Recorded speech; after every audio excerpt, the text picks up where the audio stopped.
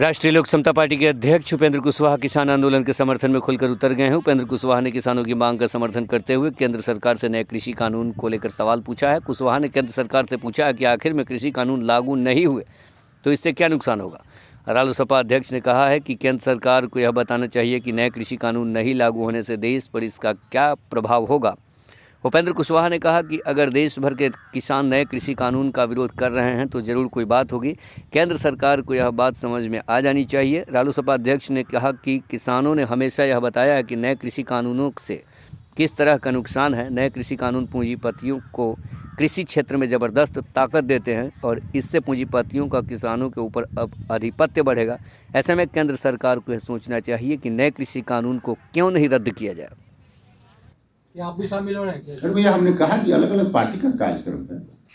आप चौपाल जब सर लगाएंगे तो पूरे बिहार भर में अलग अलग प्रखंड लेवल पे, जिले लेवल पे लगाएंगे? हाँ कहा ना हमने 10,000 गांव में लगाएंगे अलग अलग।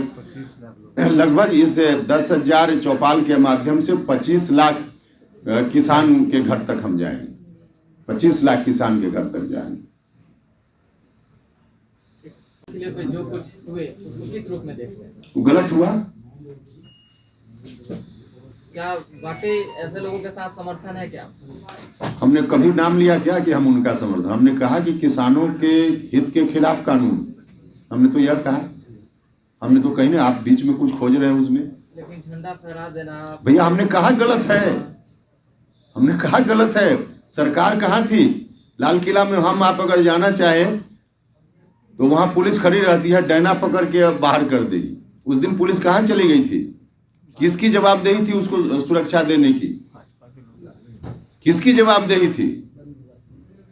झंडा तोलन होता है हर साल, हुआ, और जो झंडा हमारा था उसको सुरक्षा देने की जवाबदेही हमारी थी क्या? किसकी जवाबदेही थी सुरक्षा देने की? नहीं जवाबदेही थी। उनको जवाबदेही का निर्वहन किया। उनको नैतिकता के आधार पर बताना चाहिए कि क्यों ऐसा हुआ। बहुत सुरक्षा देने वाले लोग हैं, वह गलत हुआ। लेकिन कानून गलत है।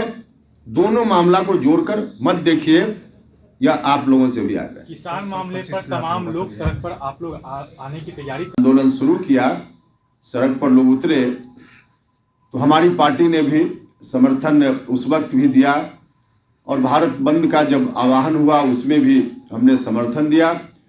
आज आवश्यकता इस बात की है कि बिहार में खासकर जहां हम लोग हैं, क्योंकि हरियाणा पंजाब के किसान, उत्तर प्रदेश के अधिकांश किसानों तक यह बात ठीक पहुंच गई है कि कानून से क्या नुकसान होगा, तो वहां के लोग सड़क पे हैं। बिहार में भी इसकी शुरुआत शुरू हुई है स्वतः स्फूर्त ढंग से। 26 जनवरी को कई जिलों में लोग सड़क पर आए स्वतः स्फूर्त, क्योंकि कोई उसके लिए प्रयास नहीं, कोई उस रूप में कार्यक्रम नहीं, फिर भी लोग सड़क पर आए। तो धीरे धीरे लोगों के बीच यह बात जा रही है।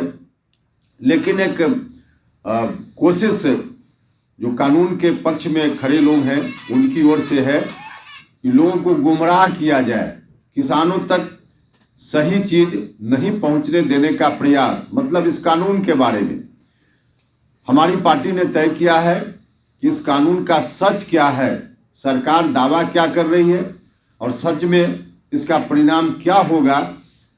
इससे किसानों को अवगत होना, आम किसानों को अवगत होना जरूरी है। और उसी दृष्टि से हमने तय किया है कि हम बिहार के तमाम गांवों में जाकर किसान चौपाल लगाएंगे। किसान चौपाल 2 फरवरी जो शहीद जगदेव बाबू की जयंती का दिन है, उस दिन से हम इसकी शुरुआत करेंगे। बिहार के तमाम जिला मुख्यालयों में जो कृषि कानून अभी बना है, जो बिल आया था पार्लियामेंट में, उसकी प्रति 2 फरवरी को जहां हम बिहार के तमाम जिला मुख्यालयों में हमारे साथियों के साथ उपस्थित होकर जगदेव बाबू के चरणों में श्रद्धा सुमन भी अर्पित करेंगे, और उस कानून की प्रति को वहां जलाएंगे। और उस दिन से इस कार्यक्रम की, किसान चौपाल के कार्यक्रम की शुरुआत होगी। पूरा फरवरी महीना 28 फरवरी तक, 2 फरवरी से लेकर 28 फरवरी तक हमारा कार्यक्रम यह चलेगा। और इस पूरे महीना में लगभग 10,000 हमने एक टारगेट फिक्स किया है कि 10,000 चौपाल हम लगाएंगे गांव में, अलग अलग जिलों में, प्रखंड में। तो पूरे बिहार में 10,000 चौपाल लगाएंगे, जहां किसानों को इकट्ठा करके और यह जो कानून है इसके बारे में लोगों को अवगत कराएंगे कि दावा सरकार का क्या है और सच क्या है। इससे लोगों को हम अवेयर करेंगे, लोगों में जागरूकता लाएंगे। तो इसलिए हमारा कार्यक्रम पार्टी की ओर से यही 2 फरवरी से 28 फरवरी तक किसान चौपाल का कार्यक्रम हमने तय किया है। मुख्य रूप से यही जानकारी आपको देनी थी। इसके लेटेस्ट खबरों के लिए देखते रहिए MUZ न्यूज और ताज़ा अपडेट पाने के लिए चैनल सब्सक्राइब करना ना भूलें।